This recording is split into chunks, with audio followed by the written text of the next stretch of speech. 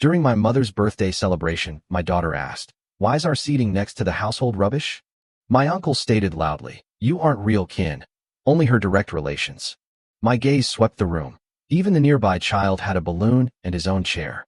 So I grabbed my wrapped gift, faced my uncle, and uttered, "Examine underneath your dinnerware." We departed. 15 minutes later, my device illuminated, 46 missed calls. Can you imagine being told you're not real family at your own mother's birthday dinner, right in front of your little girl? Because that's exactly what happened to me. And what came next wasn't pretty, but it was absolutely necessary. My name is Ethan. I'm 33, and for most of my life, I've been the oldest kid, the one who fixes the Wi-Fi, fills gas tanks, and somehow remembers everyone's birthdays. By day, I'm a project manager. By night, a single dad to my amazing 8-year-old Mia. She's obsessed with Galaxy leggings, sticker books, and blue slushies that stain her tongue. We live in a small apartment with a wobbly coffee table I keep meaning to fix. My mom always says I work too much. My sister Paige says I don't work enough, at least not for her tastes. Somehow, I'm always just available. Mom's birthday dinner was at this mid-range Italian place off the highway.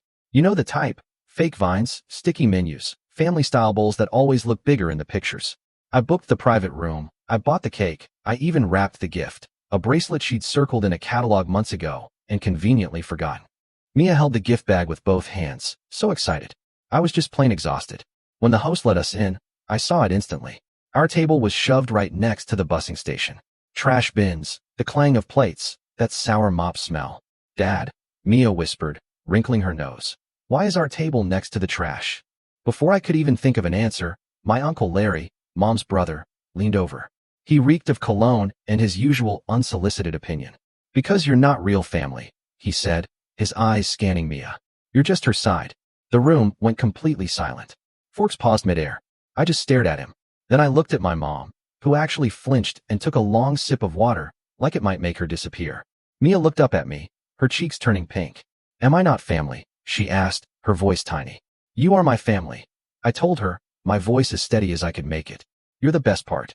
Larry snorted. "Oh, relax, Ethan. It's a joke. It's not funny," I said, my jaw tight. My sister, Paige, glided over, always perfectly timed to defuse my anger. "Ethan, don't start. Mom wants a peaceful night." I watched the staff squeeze past us, dumping plates into the bin right beside Mia. The smell rose again. I pictured the private room I'd requested, the deposit I'd paid, the confirmation email in my inbox. And then I pictured the way every screw-up in this family always seemed to benefit everyone but me. Mia squeezed my hand. The gift bag crinkled. I stood up. "We're not doing this." Larry rolled his eyes. "Sit down, hero." I picked up the gift, looked him dead in the eye, and said, as calmly as I could, "Check under your plate." Then I helped Mia with her jacket. We walked out into the cool, clean air. 15 minutes later, as I buckled Mia into her booster seat, my phone lit up, vibrating across the cup holder like a trapped, angry bee. 46 missed calls. I just stared at the screen. My heart didn't race. It slowed. "Dad?" Mia asked softly. "Are we in trouble?" "No," I said. "We're done." And I started the car. For 10 years, I'd been the wallet with legs. It didn't start that way, but it slid there, death by 1,000 small can you just? It was me putting the deposit on Paige's apartment, just until her bonus comes in. It was me covering Mom's car insurance, just this month.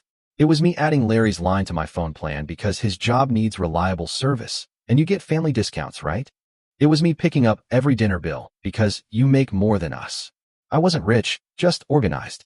And apparently, that makes you a sponsor. When Mia was born, her mom and I tried. It didn't work. We co-parent well enough now. The custody schedule is boring, fair, and Mia is loved. That part, thankfully, is fine. The part that wasn't fine was how my family talked about Mia's mother like a footnote, and Mia herself like a guest pass. They never said step. They said her, as in, are we inviting her family too? As if Mia had a detachable side. The first time I paid someone's bill, I was 23. Paige called, crying about an overdraft fee. I covered it. Then came utilities. Then credit cards. "We'll pay you back on Friday," they'd say. That Friday never landed. Mom would just wave it off. "We're family, Ethan. Money comes and goes." But the direction was always the same, away from me. Larry. Oh, Larry had stories for days. A layoff that never ended. A business idea that started and stopped every 6 months. He was the fun uncle, the one who'd show up with fireworks and disappear when the smoke cleared.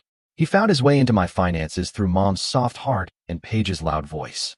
Just put him on your plan for now, Mom said 3 summers ago. It's only $40 a month, plus the phone, Paige added.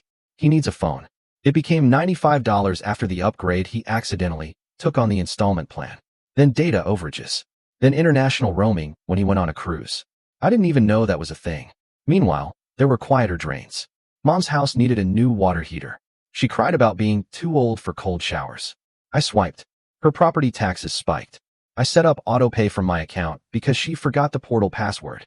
Groceries, prescriptions, taxis, little rides between big asks. Every boundary I tried to set got filed under selfish. Ethan, don't nickel and dime your own mother. Ethan, your sister is trying. Ethan, you know Larry's had it rough. They never said what I'd had. They never asked. The final straw wasn't even big. It was a Tuesday. I was at the pharmacy with Mia. She had strep, needed liquid antibiotics that taste like pink chalk. My card got declined. Not because there wasn't money, but because of a fraud hold.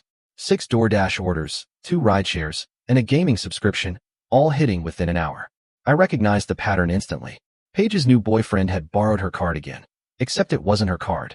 It was mine. The same one I gave her 2 years ago for emergencies, the one she promised to cut up. She cried when I called. I'm so sorry. We were short on cash. He ordered food for everyone. You wouldn't want me to starve.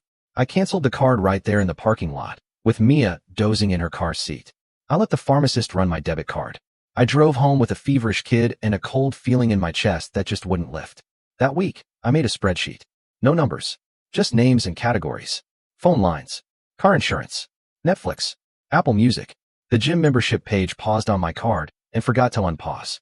The tiny $7 cloud storage Larry had set up using my email because your password manager is better. The $29 device protection for a tablet my mom never learned to turn on. I didn't rage. I didn't post online. I just made calls. One by one, I pulled my name off. Canceled. Transferred. I told Mom first. I'm not punishing you, I said. I'm stopping a habit. She sniffed. So, I raised a stranger. Mom, I pay for Mia. That's my job. I'm not everyone's bank. You think money makes you better? She snapped. I think it makes you dependent, I shot back. She hung up.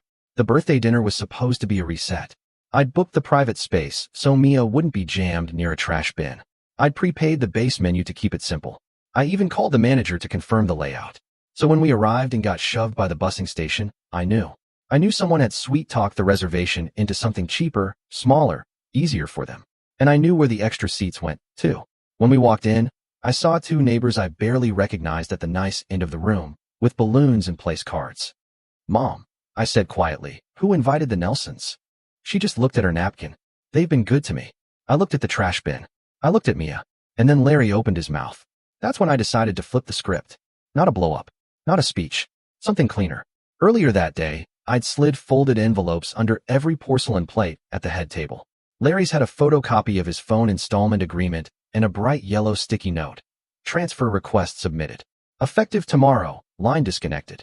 Mom's had the car insurance policy page with my name removed and a prepaid card for the next month so she wouldn't be stranded. Paige's had a small silver key.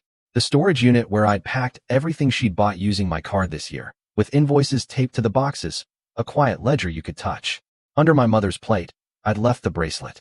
She could keep the gift. The enabling would stay with her, too. But the gift was mine to give. So, when Larry said Mia wasn't real family, I didn't argue. I just said, check under your plate. And left. We didn't go far. I drove to the strip mall across the street and parked in front of the frozen yogurt place, because Mia needed something good. She piled gummy bears and 3 kinds of sprinkles in a paper cup, eating in focused silence. I stared through the windshield at the restaurant door, waiting for the first ripple. My phone buzzed. Then it vibrated like it was trying to bolt. First was Paige. Ethan, answer. What's this? Then Mom. Ethan, what have you done? Then Larry. Call me now. I turned the screen face down.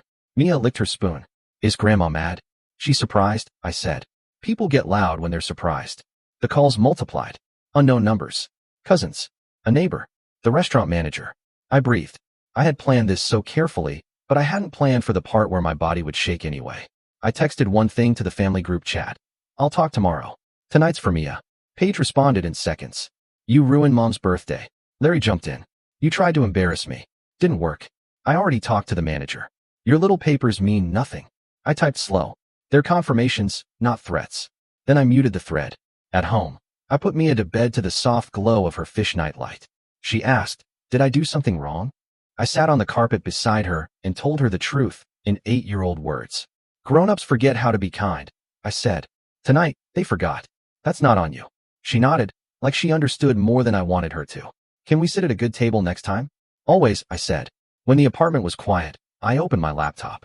A folder labeled Boundaries. Screenshots. Statements. Call logs. The car insurance release. The phone carrier transfer ticket. The bank alerts from the last year. The timestamps from Paige's boyfriend's orders. The dumb text where he bragged about eating like a king on my dime. The voicemail from Larry asking if I could temporarily Venmo him rent because my boss is late with checks, a boss he couldn't name. I wasn't going to post any of it, but I wanted the record. At 10:13 p.m., Mom called again. I let it go to voicemail. Then my phone flashed. Incoming FaceTime from Mom home. I almost ignored it, then pictured her face and picked up. She was in her car. The ceiling light made her look older, harsher. She didn't say hello. "You humiliated me," she said. "I paid for your dinner and your gift. I left because Mia was being insulted." I countered. Larry was joking. "Then he can laugh at his bill." Her jaw tightened. "That man has been there for me. He's been there for your liquor cabinet," I said. "And your cable remote." She pulled in a breath like she might throw the phone. "This is not who you are." "It's exactly who I am," I said. "A dad first, and a son who's done being a wallet." She stared. "Your sister is crying because she found a key to a storage unit with all the stuff she put in my name." I said. "She can cry in climate control." Mom blinked, stunned that sarcasm came out of my mouth at all. Then came the real card. "Family is all we have," she said, her voice small. I looked at my own reflection in the black band of the screen. We had it. We used it up. She ended the call. I slept hard, woke up to silence, then the dam bursting again. 46 missed calls. 36 new texts. Paige had escalated to performance art. "Wow," she wrote in the group. "Ethan has always been this way. Cold. Calculated. The man keeps a spreadsheet of us." I didn't answer. It was true. At 8:02 a.m., Larry sent a photo, the paper from beneath his plate. He'd circled effective tomorrow with a Sharpie and added, "If my phone shuts off, I'm coming to your house." I wrote back, "You won't have service. Also, you don't know my building code anymore." At 9:10 a.m., the restaurant manager called. I answered this one. "I wanted to apologize," she said immediately. "Someone in your group changed the room assignment after you booked. I didn't realize the deposit was in your name." "Who changed it?" "A woman named Paige." "Of course. Can I pick up the deposit?" "I've issued a refund to the original card," she said. "And I spoke with your mother this morning. We'll send a gift certificate for a separate dinner. Just you and your daughter." "I'm so sorry." "Thank you," I said. By noon, the story had mutated. An aunt texted me a sermon about forgiveness. A cousin I hadn't seen in 5 years called me financially abusive for removing Mom's car insurance. I texted back a screenshot of the prepaid card I left her for the transition month and a contact for an agent who already had a lower quote. No reply. The breaking point landed at 2:37 p.m. in a message from Mom. "Your daughter is welcome here, but her mother's side is not." She wrote, "We need clear boundaries." There it was again. Her side. As if Mia is some divided pie chart. As if my life is a custody spreadsheet they get to sort. I called. She answered. "Say it again," I said. "What?" "Say the sentence you texted." Silence. Then, softer. "Don't twist my words." "You don't have to twist them," I said. "They're already ugly." "I raised you," she said, that old weapon. "I fed you. I work nights, and now you treat me like a bill." "No," I said. "Like a person who forgot I'm not a bill." She sniffed. "If you hang up, don't call back." "I won't," I said. "Fine," she said. "Then we're done." It should have hurt worse than it did. It hurt like a splinter you finally pull. "Okay," I said. I hung up. Then I opened the carrier app and hit submit on the transfer request that would peel Larry's line off my account. At midnight, I changed the garage keypad code at Mom's house because I'm the one who installed it. I removed Paige from my Costco membership, my streaming services, and the shared cloud. I emailed the bank fraud department and attached what they needed. I scheduled a meeting with a therapist because I could feel how deep the grooves were and I wanted out of them. And then I texted 3 people. Aunt Rosa, who shows up with soup and truth. My neighbor Tasha, who lets Mia decorate her dog with bows. And Mia's mom, who keeps co-parenting steady even when I wobble. Heading to the park with Mia at 5. "You're invited if you want." They all said yes. That evening, we sat on a bench under a maple tree. Mia ran on the splash pad, Tasha's dog weaving through her legs like a furry comet. The sunlight made everything look like forgiveness. My phone buzzed on the bench beside me. I didn't check it. "Feels weird," I said, to no one in particular. "Feels right," Aunt Rosa said, handing me a napkin for the drip of melted popsicle on my knee. Sometimes the only way out is to stop paying the toll. The first week after the dinner felt like detox. Day 1. Silence from mom, noise from everyone else. Paige flooded Facebook with a post about financial bullies and cold sons who forget who wiped their noses. I didn't respond. People who knew me texted privately. We saw the seat by the trash, one cousin wrote. That was dirty. Another sent a photo I hadn't noticed. The neighbor's kid at the far table, balloon tied to his chair. Perfect lighting, perfect symbolism. If I were dramatic, I'd have framed it. Larry's line went dark at 12:01 a.m. I know, because he called me at 12:03 from the restaurant's landline. Apparently, he forgot his phone doesn't work without, well, a phone. This is harassment, he shouted. It's a bill, I said. He threatened. He bluffed. He sputtered. Then he switched to begging. I need it for work. The job you can't name? I asked. Uber, he said. You need a license for that, I said. And insurance. Neither is on your to-do list. Click. Day 2. Mom texted Mia directly for the first time ever. Grandma loves you. Mia, show me the phone. Can I say I love her too? She asked. Yes, I said. Always. I texted Mom separately. Please communicate with me about scheduling. No reply. Day 3. Paige tried a new angle. If you keep this up, Mom will lose the house. I sent the agent's lower quote again. I also sent the screenshot of the automatic payments I'd made for 2 years. This is how she kept the house, I wrote. Me. Quietly. She posted a selfie at a salon 30 minutes later, with the caption, sometimes you gotta spoil yourself. I closed the app. Day 4. My boss noticed I wasn't carrying the usual low-level static in my shoulders. Whatever you did, she said in our one-on-one, keep doing it. I laughed, really laughed, for the first time in days. At lunch, I Googled parent boundaries adult children and fell into a rabbit hole of threads where strangers made me feel less insane. None of them had my Uncle Larry, but most had a version of him. Day 5. Mom called. I let it ring out. She texted ground rules, she wrote. No partners at my events, only family. I read it twice, 3 times. My daughter's mother isn't trying to attend Mom's events. She's polite enough to stay away. But the message wasn't about logistics. It was a map of Mom's world. Tidy circles, blood on one side, everyone else on the other. Mia split down the middle like a pie chart. I typed and erased a dozen replies. I settled on the only one that mattered. If Mia isn't fully welcome, we aren't attending. Manipulation, she answered. Punishing me with your child. I put the phone down. I paced. I picked it up. It's parenting. No reply. Day 6. Aunt Rosa invited Mia and me over for spaghetti. We ate at a table that wobbled worse than mine. The sauce stained Mia's shirt. I didn't care. Rosa told me stories about my grandmother. Not the polished kind, the good kind. The time she had cash and flour because Grandpa gambled. The time she told the priest to mind his own business. You get that spine from her, Rosa said. Not from your mother. That night, I wrote an email to Mom. Long, clear. Simple language. No heat. I love you. I'm done funding anyone except my child. I will not attend events where my daughter is minimized. I will not explain or defend these boundaries in the group chat. If you want to talk, we can meet in a public place with a start and end time. I will pay for my coffee, and mine only. I didn't send it. I saved it as a draft. Not everything has to be delivered. Day 7. Something shifted. Not out there. In here. The urge to fix, to appease, to stage manage every reaction started to lift. I took Mia to the farmer's market and watched her sample every cherry tomato like a tiny critic. We bought a plant that will probably die on my windowsill. We named it Kevin, to give it a fighting chance. At noon, my doorbell rang. Through the peephole, Larry. He cupped his hands around the lens like that would make me invisible. He had a new phone already. Someone else's problem, I guess. He knocked. He pounded. He shouted for the building to hear. Ethan, you're making this personal. I texted my building manager. He texted back, on it. Larry left 5 minutes later, when security asked him to. That afternoon, a different notification popped up on my phone. Refund issued. Restaurant deposit. $250 back onto my card. Small number. Big breath. In the weeks after, the missed calls tapered. The group chat died down. The volume of my life dropped to a level where I could hear my own thoughts again. I saw my therapist twice. She didn't try to make me reconcile. She asked me to list facts.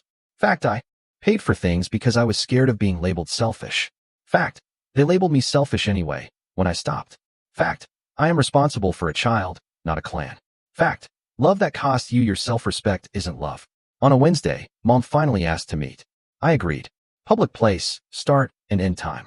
I brought a printed list, not to shove, not to win, just to keep the conversation from drifting into the usual fog. Mom arrived with a tight smile and a blue scarf I remembered from childhood photos. We ordered coffee. She didn't touch hers. I don't know who you are anymore, she said. I do, I said. It's new for me. She scanned the list. No money. No favors. No partners at events where I don't invite them. That third one is yours, I said. But we won't attend those events. She pinched the bridge of her nose. Larry needs help. Larry needs sobriety and a job, I said. Silence. The kind that chirps. You used to be kind, she said. I used to be afraid, I said. She looked up sharply. Of me? Of losing you, I said. Turns out I can't lose what I never really had. She flinched. Don't be cruel. I'm being plain, I said. You can call me cruel when I say yes and resent you. That's the old me. We sat with it. She stared at the bracelet on her wrist, the one I gave her. She turned it once, like a dial. I shouldn't have let them sit you by the trash, she said finally, her voice small.